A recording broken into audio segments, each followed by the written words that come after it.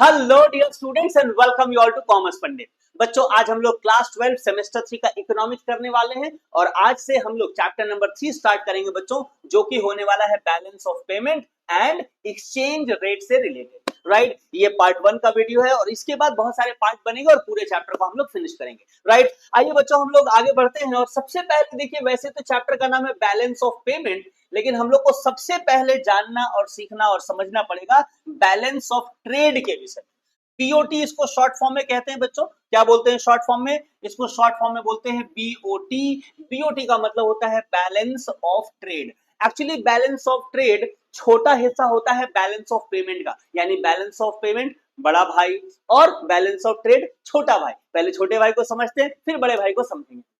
तो balance of trade क्या होता है, आओ हम लोग पढ़ते हैं। लिखा है balance of trade is the difference between the value of a countries export and the value of its import. यानी कि एक कंट्री जितना इंपोर्ट करता है और जितना एक्सपोर्ट करता है, उन दोनों के बीच का जो डिफरेंस होता है बच्चों, उसी को क्या कहा जाता है? बैलेंस ऑफ ट्रेड कहा जाता है या बीओटी कहा जाता है। अब यहाँ एक बात जो स्पेशल, जो याद रखने वाली, समझने वाली है, वो क्या है? इसके बाद जो लिखा गया है ऑफ द टेंजिबल आइटम्स, यानी कि जो इंपोर्ट और एक्सपोर्ट किया जा रहा है उसमें हम लोग यहां पर सिर्फ टेंजिबल जो आइटम्स हैं। टेंजिबल का मतलब क्या होता है बच्चों? चलो मैं यहां बता देता हूं। टेंजिबल का मतलब क्या होता है? जो देखा जा सकता है, जो टच किया जा सकता है ना, जिसको ऑब्वियसली फील भी किया जा सकता है। राइट, जैसे ये पेन है तो इसको हम लोग देख सकते हैं, इसको हम लोग टच कर सकते हैं, इसको फील कर सकते हैं, है ना। तो इन सबको या इस पेन को हम लोग क्या बोलेंगे? इसको बोलेंगे हम लोग टेंजिबल आइटम्स। क्या बोलेंगे बच्चों? Tangible item. ये बोर्ड है, इसको हम लोग क्या बोलेंगे? टेंजिबल आइटम, क्योंकि हम लोग इसको देख सकते हैं, इसको टच कर सकते हैं, फील कर सकते हैं। तो इन चीजों को हम लोग क्या बोलते हैं बच्चों? टेंजिबल आइटम्स कहते हैं। तो जब भी ये जो टेंजिबल आइटम्स होते हैं, इनके एक्सपोर्ट को हम लोग लेते हैं और इसके इंपोर्ट को हम लोग लेते हैं, यानी जितना हम लोगों ने विदेश में सामान भेजा और जितना हम लोगों ने खरीदा, इसके डिफरेंस को ही क्या कहा जाता है बच्चों? बैलेंस ऑफ ट्रेड या बीओटी कहा जाता है। समझ में आया कि नहीं? इसके अगर फॉर्मूला की बात करें तो बैलेंस ऑफ ट्रेड का मतलब क्या हो जाएगा? एक्सपोर्ट ऑफ गुड्स को हम लोग पहले रखेंगे माइनस इंपोर्ट ऑफ गुड्स। तो ये जो भी होगा, जो हमने एक्सपोर्ट किया गुड्स को उसको लेंगे, जो इंपोर्ट किया गुड्स को उसको लेंगे, और इसके डिफरेंस को ही क्या कहेंगे? बैलेंस ऑफ ट्रेड कहेंगे। बहुत सिंपल है, बहुत ईजी है। अब नेक्स्ट लिखा हुआ बच्चों, it is a flow concept as it is related to a given period of time. याद रखिएगा, जैसे हम लोग नेशनल इनकम को एक गिवन पीरियड ऑफ टाइम में कैलकुलेट करते थे ना, तो उसको भी हम लोग फ्लो कॉन्सेप्ट बोलते थे। वैसे ही बैलेंस ऑफ ट्रेड की बात करें, बैलेंस ऑफ पेमेंट की बात करें, तो इसको भी एक पीरियड में कैलकुलेट किया जाता है, जो साधारण तौर पे 1 साल का होता है। यानी 1 ईयर के पीरियड में हम लोग जनरली देखते हैं कि कितना हमारा बैलेंस ऑफ ट्रेड है या बैलेंस ऑफ पेमेंट कितना है, जिसके विषय में अभी हम लोग डिस्कशन करेंगे। तो चूंकि एक पीरियड की हम लोग बात करते हैं ना, जो कि जनरली 1 ईयर होता है, जब भी हम लोग किसी पीरियड की बात करते हैं तो उसी को तो फ्लो कॉन्सेप्ट कहा जाता है ना। हम लोगों ने स्टॉक एंड फ्लो कॉन्सेप्ट में डिटेल्स में समझा है चीजों को। तो अगर कभी एमसीक्यू में आए कि balance of trade stock concept है या फ्लो कॉन्सेप्ट है, आंसर क्या होगा? ये फ्लो कॉन्सेप्ट है। क्यों? क्योंकि यहाँ पर हम लोग गिवन पीरियड ऑफ टाइम की बात करें। आगे बढ़ते हैं। लिखा हुआ balance of trade is positive when a countries export more than it's import. बहुत अच्छे से समझिएगा। देखो बच्चों, अब होगा क्या, जब आप एक्सपोर्ट करो और इंपोर्ट कर रहे हो, तो या तो आपका एक्सपोर्ट ज्यादा होगा या तो आपका इंपोर्ट ज्यादा होगा, है ना। 99% केसेस में क्या होगा? इन दोनों में कुछ ना कुछ डिफरेंस रहेगा। तो जब आपका एक्सपोर्ट ज्यादा है और इंपोर्ट कम है, एक्सपोर्ट ज्यादा है, इंपोर्ट कम है, इसको अगर ऐसे लिखा जाए, export is greater than import, export is greater than import, तो उस सिचुएशन को हम लोग क्या कहेंगे बच्चों? उसको हम लोग कहेंगे ट्रेड सरप्लस। क्या कहेंगे? ट्रेड सरप्लस कहेंगे। यहाँ पे क्या होता है, जब हम लोग एक्सपोर्ट करते हैं बच्चों, जब हम लोग एक्सपोर्ट करते हैं तो फॉरेन करेंसी हमको मिलता है, और जब हम इंपोर्ट करते हैं तो हम लोग को फॉरेन करेंसी देना पड़ता है। तो जब हम लोगों ने एक्सपोर्ट किया तो हमारे पास ज्यादा फॉरेन करेंसी आ गया, और जब हम इंपोर्ट किए, अगर ये इंपोर्ट हमारा कम है तो हमारा एक्सपोर्ट क्या करेगा? हमको ट्रेड सरप्लस में रखेगा, यानी हमारा ट्रेड हमेशा सरप्लस में रहेगा, क्योंकि हमारा एक्सपोर्ट ज्यादा है। इसी तरह से याद रखिए कि बैलेंस ऑफ ट्रेड नेगेटिव हो जाता है जब कंट्री का इंपोर्ट ज्यादा हो जाता है। Import is more than export, यानी कि इंपोर्ट अगर ज्यादा हो गया, क्या हो गया बच्चों? इंपोर्ट ज्यादा हो गया। किससे? एक्सपोर्ट से, तो उसको हम लोग क्या बोलेंगे बताओ, उसको हम लोग बोलेंगे ट्रेड डेफिसिट। क्या बोलेंगे बोलो, ट्रेड डेफिसिट बोलेंगे। क्यों? क्योंकि जब आप इंपोर्ट कर रहे हो, इंपोर्ट अगर कर रहे हो तो आपको फॉरेन करेंसी ज्यादा देना पड़ेगा, ज्यादा अगर फॉरेन करेंसी दोगे और आपको मिलेगा कम तो आपका ट्रेड डेफिसिट हो जाएगा ना। तो यहां से क्या समझना है कि बैलेंस ऑफ ट्रेड पॉजिटिव भी हो सकता है और बैलेंस ऑफ ट्रेड नेगेटिव भी हो सकता है। बैलेंस ऑफ ट्रेड पॉजिटिव कब होता है? जब एक्सपोर्ट ज्यादा होता है इंपोर्ट से, और इसको हम लोग क्या कहते हैं, ट्रेड सरप्लस भी कह सकते हैं। बैलेंस ऑफ ट्रेड नेगेटिव कब होता है? जब इंपोर्ट ज्यादा हो जाए एक्सपोर्ट की तुलना में, और इसको हम लोग ट्रेड डेफिसिट भी कह सकते हैं। ठीक है, यहां तक समझ में आ गया। आओ बच्चों, अब हम लोग बात करते हैं बैलेंस ऑफ ट्रेड का क्या इंपॉर्टेंस है, क्या महत्व है। तो देखिए, बैलेंस ऑफ पेमेंट जो होता है ना, ये की कंपोनेंट होता है, बहुत ही इंपॉर्टेंट ये हिस्सा होता है किसका? कंट्री के बैलेंस ऑफ पेमेंट का, जिसको मैं बड़ा भाई कह रहा हूं, जिसको अभी हम लोग समझने वाले हैं। बैलेंस ऑफ पेमेंट जिसके ऊपर ये पूरा चैप्टर बनाया गया है ना, उसका ये की कंपोनेंट है, बहुत ही इंपॉर्टेंट ये हिस्सा है, राइट। और इसी की वजह से प्रभावित होता है क्या? Domestic currency. आप अक्सर सुनते होंगे ना कि डॉलर की तुलना में हमारा जो इंडियन आईएनआर है, जो हमारा इंडियन रुपी है, उसका वैल्यू कभी घटता है कभी बढ़ता है। ये किस चीज पे डिपेंड करता है बच्चों? तो ये बैलेंस ऑफ ट्रेड के ऊपर ही डिपेंड करता है। तो हमारी करेंसी को ये प्रभावित करता है, हमारे इकोनॉमी के हेल्थ को प्रभावित करता है, हमारे ट्रेड पॉलिसी को भी ये प्रभावित करता है। तो ये बहुत ही इंपॉर्टेंट एक कॉन्सेप्ट है और मुझे आशा है कि आपको ये समझ में आ गया होगा। आओ हम लोग आगे बढ़ते हैं बच्चों, और अब हम लोग बात करने वाले हैं यहां component of balance of trade की। अभी तक हम लोगों ने पढ़ा उसी का ये समरी है। तो यहां पर क्या क्या कंपोनेंट होते हैं बैलेंस ऑफ ट्रेड के? तो सबसे पहला कंपोनेंट है एक्सपोर्ट्स ऑफ टेंजिबल आइटम, जो टेंजिबल आइटम जिनका हम क्या करते हैं, एक्सपोर्ट करते हैं। दूसरा कंपोनेंट क्या है? इंपोर्ट्स ऑफ टेंजिबल आइटम्स, क्योंकि हम लोग यहाँ बैलेंस ऑफ ट्रेड में ना सिर्फ टेंजिबल आइटम्स को ही, जिसको हम देख सकते हैं, टच कर सकते हैं, फील कर सकते हैं, सिर्फ उनको ही कंसिडर किया जाता है, राइट। तो इंपोर्ट को कंसिडर किया जाता है, एक्सपोर्ट को कंसिडर किया जाता है, और यहां से हमको क्या मिल जाता है? नेट एक्सपोर्ट्स मिल जाता है। नेट एक्सपोर्ट तो आप पढ़े हो ना, नेट एक्सपोर्ट का मतलब क्या होता है? एक्स माइनस एम, यानी कि एक्सपोर्ट माइनस इंपोर्ट, है ना। इसको हम लोग नेशनल इनकम में भी पढ़े।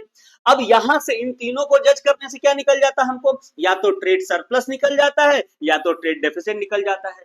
जब हमारा एक्सपोर्ट, पहले भी बताया हूं फिर बता दूं, जब हमारा एक्सपोर्ट ज्यादा है किससे? इंपोर्ट से, तो क्या कहलाता है? ट्रेड सरप्लस कहलाता है। जब हमारा इंपोर्ट ज्यादा हो जाता है बच्चों, इंपोर्ट ज्यादा हो जाता है किससे? एक्सपोर्ट से, तो ये क्या कहलाता है? ये ट्रेड डेफिसिट कहलाता है, राइट। इसको हम लोग नेगेटिव, इसको हम लोग क्या कहते हैं? Negative BOT, balance of trade, negative balance of trade कहते हैं। और इसको क्या कहते हैं हम लोग? पॉजिटिव बैलेंस ऑफ ट्रेड कहते हैं। बस इतनी बातों को बैलेंस ऑफ ट्रेड से रिलेटेड अगर आप याद रखें तो किसी तरह का समस्या, कोई प्रॉब्लम आपको नहीं होगा। ठीक है, चलो हम लोग आगे बढ़ते हैं, और अब हम लोग बात करने वाले हैं बैलेंस ऑफ पेमेंट क्या होता है। इससे रिलेटेड हम लोग डिटेल में डिस्कशन करेंगे। आओ हम लोग समझते हैं। देखो बच्चों, क्या लिखा हुआ है? Balance of payment is an accounting statement. याद रखना, ये क्या है? बैलेंस ऑफ पेमेंट क्या है? एक अकाउंटिंग स्टेटमेंट है। इसको अकाउंट के जैसे, जैसे हम लोग अकाउंट्स में स्टेटमेंट बनाते हैं ना, जैसे बैलेंस शीट क्या है? एक स्टेटमेंट है ना। ट्रायल बैलेंस क्या है? एक स्टेटमेंट है। तो वैसे ही बैलेंस ऑफ पेमेंट भी क्या है? एक स्टेटमेंट है। हम लोग बनाते हैं, और कैसे बनाते हैं इसको हम लोग सीखेंगे, जिसके अंदर हम लोग एक सिस्टम से, यानी सिस्टमेटिकली हम लोग क्या करते हैं? रिकॉर्ड करते हैं। सिस्टमेटिकली क्या करते हैं बच्चों? रिकॉर्ड करते हैं। इसके बाद इंपॉर्टेंट बात आ रहा है, क्या रिकॉर्ड करते हैं? All economic transactions. क्या रिकॉर्ड करते हैं बच्चों? सारे के सारे इकोनॉमिक ट्रांजैक्शंस को, सारे इकोनॉमिक ट्रांजैक्शंस को रिकॉर्ड करते हैं। अब ये सारे इकोनॉमिक ट्रांजैक्शंस का क्या मतलब है, अभी थोड़ी देर में हम लोग समझने वाले, तो बिल्कुल घबराना नहीं है। आगे क्या लिखा हुआ है? That includes both tangible and intangible items. अब देखो, बैलेंस ऑफ ट्रेड में हम लोग सिर्फ टेंजिबल आइटम्स की बात कर रहे थे ना, लेकिन अब बैलेंस ऑफ पेमेंट बड़ा भाई है, इसमें टेंजिबल आइटम्स भी आ जाएगा बच्चों, और इसमें इनटेंजिबल आइटम्स। इनटेंजिबल आइटम्स का मतलब जिसको हम देख नहीं सकते, जिसको टच नहीं कर सकते, वैसे को हम लोग क्या बोलते हैं? Intangible items. मोस्टली इसमें सर्विसेज आ जाती है। क्या आ जाती है बच्चों? सर्विसेज आ जाती है, राइट। कोई सर्विसेज है, क्या उस सर्विस को देखा जा सकता है? जैसे बैंकिंग एक सर्विस है, राइट। इंश्योरेंस एक सर्विस है, ट्रांसपोर्टेशन एक सर्विस है, तो उसको तो नहीं देखा जा सकता, उस सर्विस को नहीं देखा जा सकता, है ना। आप बैंक को देख सकते हो लेकिन उसके सर्विस को नहीं देखा जा सकता, राइट। उसको क्या बोलते हैं हम लोग? Intangible items. तो क्या पढ़े हम लोग, बैलेंस ऑफ पेमेंट एक अकाउंटिंग स्टेटमेंट है जिसमें सिस्टमेटिकली हम लोग रिकॉर्ड करते हैं। क्या रिकॉर्ड करते हैं? सारे के सारे इकोनॉमिक ट्रांजैक्शंस को रिकॉर्ड करते हैं, जो टेंजिबल्स भी होते हैं और इनटेंजिबल्स भी होते हैं। और ये ट्रांजैक्शन किनके बीच में होना चाहिए? The residents of a country, यानी जिस कंट्री का बैलेंस ऑफ पेमेंट निकाल रहा है उसके रेसिडेंट्स के बीच में, and rest of the world, और बाकी दुनिया के बीच में जितने भी इकोनॉमिक ट्रांजैक्शंस हुए हैं उन्हीं को हम लोग अकाउंटिंग स्टेटमेंट के फॉर्म में लिखते हैं, और वहां से जो स्टेटमेंट हमको मिलता है उसको हम लोग क्या बोलते हैं? बैलेंस ऑफ पेमेंट बोलते हैं। समझ में आया बच्चों? ये जो पीरियड होता है वो जनरली एक स्पेसिफिक पीरियड होता है, और स्पेसिफिक पीरियड क्या होता है? 1 ईयर का वो पीरियड होता है, इसीलिए तो इसको हम लोग क्या बोलते हैं? फ्लो कॉन्सेप्ट बोलते हैं। तो देखो यहां से दो चीजों को हम लोग को समझना है। अगले स्लाइड में हम लोग दो चीजों की बात करेंगे। एक तो हमारा है कि इकोनॉमिक ट्रांजैक्शंस का क्या मतलब है, ऑल इकोनॉमिक ट्रांजैक्शंस मतलब क्या क्या, और दूसरा यहाँ पे रेसिडेंट्स ऑफ अ कंट्री, इसको भी आपको थोड़े अच्छे से समझ लेना है बच्चों। ठीक है, ये तो वही सेम बात लिखी हुई है कि एक फ्लो कॉन्सेप्ट है क्योंकि ये गिवन पीरियड में रिलेटेड है, तो ये आपको समझ में आ गया। अब देखो यहाँ हम लोग रेसिडेंट्स के विषय में समझते हैं, अच्छे से इसको समझना है क्योंकि एमसीक्यू क्वेश्चन यहाँ से बन सकता है। क्या लिखा हुआ है? Residents of a country include individual, residents का मतलब क्या है? रेसिडेंट्स का मतलब इंडिविजुअल भी है, फर्म्स भी हैं, और गवर्नमेंट एजेंसीज भी है। Now this is important dear students, कई बार हमको लगता है कि गवर्नमेंट जो है वो रेसिडेंट के तौर पे आएगा क्या? तो आंसर है बिल्कुल आएगा। फर्म्स क्या रेसिडेंट्स के तौर पे आएगा? तो जवाब है बिल्कुल आएगा, और इंडिविजुअल्स तो आएंगे ही आएंगे। तो अगर बोले कि रेसिडेंट्स में कौन कौन शामिल हो सकता है, जब हम लोग बात करते हैं इकोनॉमिक्स की, तो वहां पर बैलेंस ऑफ पेमेंट निकालने के समय जब हम रेसिडेंट्स वर्ड यूज करते हैं तो रेसिडेंट्स मतलब कौन कौन? तो रेसिडेंट्स में इंडिविजुअल्स भी आ जाएंगे, रेसिडेंट्स में फर्म्स भी आ जाएंगे, और रेसिडेंट में गवर्नमेंट एजेंसीज भी आ जाएंगे, राइट। अब यहां पर और भी समझ लो, क्योंकि एमसीक्यू में तो क्वेश्चन ऐसे भी आ सकते हैं कि भाई कौन कौन रेसिडेंट्स नहीं माना जाता है। तो देखो लिखा हुआ यहाँ पे कि residents do not include diplomat staff, यानी कि कोई भी, देखो अलग अलग देशों के राजनयिक लोग रहते हैं ना, राइट, तो वो जो डिप्लोमेट लोग हमारे कंट्री में, दूसरे कंट्री के लोग जो हमारे कंट्री में डिप्लोमेसी के लिए रहते हैं, उनको हम लोग अपने देश का रेसिडेंट्स नहीं मानते हैं। तो याद रखना, डिप्लोमेट जो स्टाफ है वो रेसिडेंट्स के अंदर नहीं आता है। दूसरा, फॉरेन मिलिट्री पर्सोनेल, मिलिट्री के, दूसरे देश के कोई मिलिट्री के आदमी हमारे देश में आए हैं, चाहे साथ में मिलकर युद्धाभ्यास करने के लिए या किसी भी कारण से, तो फॉरेन का अगर मिलिट्री पर्सनल है उनको हमारे देश का रेसिडेंट्स नहीं माना जाता है। कोई टूरिस्ट है हमारे देश का रेसिडेंट नहीं है। माइग्रेटरी, कोई वर्कर्स हमारे देश में माइग्रेट करके आए हैं काम वगैरह करने के लिए, उसको भी हमारे देश का रेसिडेंट्स नहीं माना जाता है। और साथ साथ में इंपॉर्टेंट पॉइंट ये है, ब्रांचेज ऑफ फॉरेन कंपनीज, यानी कि विदेश की जो कंपनियां हैं, फॉरेन की कंपनीज हैं, उनका ब्रांच अगर हमारे कंट्री में है ना, तो उसको भी रेसिडेंट्स नहीं माना जाता है। जैसे एप्पल क्या है, एप्पल तो विदेश की कंपनी है ना, अमेरिकन कंपनी है, तो उसका अगर ब्रांच इंडिया में है ना, तो वो कुछ अगर इंपोर्ट एक्सपोर्ट कर रहा है तो उसको हम लोग कंसीडर नहीं कर सकते। क्यों? क्योंकि वो हमारे देश की कंपनी नहीं है, हमारे देश का फर्म नहीं है। यहां तक समझ में आ गया? भले वो हमारे देश में काम करते हो लेकिन उनको रेसिडेंट्स नहीं माना जाता। रेसिडेंट का मतलब क्या होगा? हमारे देश के इंडिविजुअल, हमारे देश के फर्म्स और हमारे देश की गवर्नमेंट।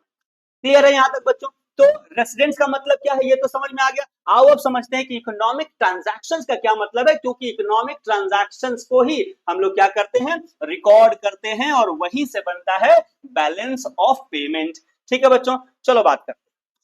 क्या लिखा हुआ है? Economic transactions refers to those transactions. Simple समझो, देखो ट्रांजैक्शंस का मतलब क्या होता है? ट्रांजैक्शंस का मतलब लेन देन होता है, कुछ लेना और कुछ देना। क्या बोला मैंने? कुछ लेना कुछ देना। अब क्या लेन देन हो सकता है? तो किसी भी चीज का टाइटल या ओनरशिप, देखो उसमें ज्यादा कंफ्यूज मत होना, यहां से समझ लो क्या चीज का लेन देन होना चाहिए। किसी गुड्स का लेन देन होना चाहिए, किसी सामान का लेन देन होगा, या किसी सर्विस का लेन देन होगा, किसी सेवा का, या पैसे का लेन देन होगा, किसी भी कारण से पैसे का लेन देन होगा, या किसी असेट्स का लेन देन होगा। इन चार चीजों में से किसी भी चीज का अगर लेन देन होता है एक कंट्री और दूसरे बाकी जो रेस्ट ऑफ द वर्ल्ड है, इनके बीच में जब भी किसी गुड्स का लेन देन हो, किसी सर्विस का लेन देन हो, किसी पैसे का लेन देन हो, या किसी असेट्स का लेन देन हो, उसको क्या कहेंगे बच्चों? उसको हम लोग इकोनॉमिक ट्रांजैक्शंस कहेंगे। क्या कहेंगे बोलो? इकोनॉमिक ट्रांजैक्शंस कहेंगे। ठीक है। अब देखो इकोनॉमिक ट्रांजैक्शंस को ना डिटेल्ड में 4 पार्ट में डिवाइड किया जाता है। कितने पार्ट में? 4 पार्ट में इकोनॉमिक ट्रांजैक्शंस को डिवाइड किया जाता है। एक होता है विजिबल आइटम्स। क्या बोला मैंने? Visible items. इसी को आप टेंजिबल भी कह सकते हो। क्या बोल सकते हो इसी को टेंजिबल गुड्स या टेंजिबल आइटम आप कह सकते हो, क्योंकि ये विजिबल है, मतलब देखा जा सकता है, टच भी किया जा सकता है। They include all types of physical goods which are exported and imported. तो जिन गुड्स को, जिनका फिजिकल अपीयरेंस है, उनको इंपोर्ट एक्सपोर्ट कहते हैं। उसको क्या कहते हैं हम लोग? विजिबल गुड्स या टेंजिबल गुड्स कहते हैं। क्लियर है? इनटेंजिबल आइटम्स का मतलब क्या होगा? इनविजिबल आइटम्स को हम लोग क्या कह सकते हैं? इनटेंजिबल भी कह सकते हैं, जो अभी हम लोग पढ़ कर आए हैं। इनको हम लोग इंटेंजिबल भी कह सकते हैं। ये वैसी चीजें हैं जैसे सर्विसेज वगैरह, जैसे मैंने बताया शिपिंग हुआ, बैंकिंग हुआ, इंश्योरेंस हुआ, कम्युनिकेशन हुआ ना, इन सबको हम लोग देख और टच तो नहीं सकते, लेकिन इनका भी लेन देन होता है, इनको भी दिया और लिया जाता है, सर्विसेज को दिया और लिया जाता है ना, राइट। तो ये भी क्या है? बैलेंस ऑफ ट्रेड में तो ये नहीं आता था, लेकिन बैलेंस ऑफ पेमेंट में ये आ जाएगा। समझ में आया कि नहीं बच्चों? बैलेंस ऑफ ट्रेड में क्या आता था? सिर्फ और सिर्फ विजिबल आइटम, लेकिन बैलेंस ऑफ पेमेंट में विजिबल आइटम भी आएगा, इनविजिबल आइटम भी आएगा, और भी 2 चीजें आएंगी। क्या चीज आएंगी? Unilateral transactions. यूनिलैटरल का मतलब क्या होता है? याद रख लेना, वन वे, मतलब एक तरफा ट्रांजैक्शन। वैसे 2 तरफा होता है, लेकिन कई बार देखो हम लोगों ने नेशनल इनकम में भी समझा था ट्रांसफर अर्निंग, याद है? Transfer payment, sorry transfer payment word था। ट्रांसफर पेमेंट मतलब क्या? ना कोई गुड्स आया ना कोई सर्विस आया, फिर भी आपने पेमेंट कर दिया, वो ट्रांसफर पेमेंट था। ठीक उसी तरह से कई बार यूनिलैटरल ट्रांजैक्शंस होते हैं। यूनिलैटरल ट्रांजैक्शन मतलब एक तरफा ट्रांजैक्शन। हमने आपको कुछ दे दिया, जैसे मान लो कि आप हमारे घर आए, या कोई मान लो विदेशी मेहमान हमारे देश में आया, तो जाने के समय उसको हम लोग अपने देश का कुछ गिफ्ट देते हैं। कई बड़ी बड़ी जो रिच कंट्रीज हैं, वो जो डेवलपिंग कंट्रीज हैं या अंडर डेवलप्ड कंट्री है ना, उनको पैसे से उनकी मदद करते हैं, उनकी सहायता करते हैं। तो ये वन वे ट्रांजैक्शन जनरली होता है, इसी को हम लोग यूनिलैटरल ट्रांजैक्शंस कहते हैं। इसमें गिफ्ट्स आ सकता है, पर्सनल रेमिटेंस आ सकता है, कोई तरह का ग्रांट आ सकता है, जो कि वन वे होता है, और चूंकि इनको रिटर्न करने की जरूरत नहीं होती है, इसीलिए इनको हम लोग क्या बोलते हैं? अनरिक्विटेड ट्रांजैक्शंस बोलते हैं। क्या बोलते हैं बच्चों? Unrequited transaction. क्यों? क्योंकि ये तो गिफ्ट है ना, या ग्रांट है, इनको वापस करने की जरूरत नहीं पड़ती। ये लोन नहीं है, ये एक तरह से मदद करने के लिए दिया जाता है, मदद करने के लिए एक तरफा दिया जाता है, या मे बी गिफ्ट के तौर पे, ऑनर करने के लिए, रेस्पेक्ट के लिए दिया जाता है, लेकिन पैसा तो खर्चा होता है। तो इसीलिए इसको यूनिलैटरल ट्रांजैक्शन बोलते हैं और अनरिक्विटेड ट्रांजैक्शंस भी कहते हैं। राइट, समझ में आ गया। और नेक्स्ट है कैपिटल ट्रांसफर, जिसमें हम लोग क्या करते हैं? किसी असेट्स को खरीदते हैं या बेचते हैं। क्या करते हैं बच्चों? असेट्स को खरीदते और बेचते हैं। राइट, किसी संपत्ति को हम लोग खरीदते और बेचते हैं। कैपिटल का रिसीट और कैपिटल का पेमेंट होता है, जिसको हम लोग बोरोइंग के जरिए कर सकते हैं, या यानी बोरोइंग मतलब उधार लेकर, या तो किसी असेट्स को हम लोग बेच कर सकते हैं। राइट, तो कैपिटल का लेन देन अगर होगा तो कैपिटल ट्रांसफर हो गया। एक तरफा अगर ट्रांजैक्शन हो गया तो यूनिलैटरल ट्रांजैक्शन। किसी सर्विस का लेन देन हुआ तो इनविजिबल आइटम। किसी दिखने वाली चीज का, गुड्स का अगर लेन देन हुआ तो विजिबल आइटम। यही 4 चीजें आती हैं बैलेंस ऑफ पेमेंट के अंदर। ये 4 चीजें आती हैं बच्चों बैलेंस ऑफ पेमेंट के अंदर। आ गई बात समझ में? चलो हम लोग थोड़ा सा और आगे बढ़ते हैं, और यहां से हम लोग बात करते हैं कि बैलेंस ऑफ पेमेंट का जो अकाउंट होता है, जो स्टेटमेंट होता है, हमने पढ़ा ना कि अकाउंटिंग स्टेटमेंट है, तो ये कैसा दिखता है।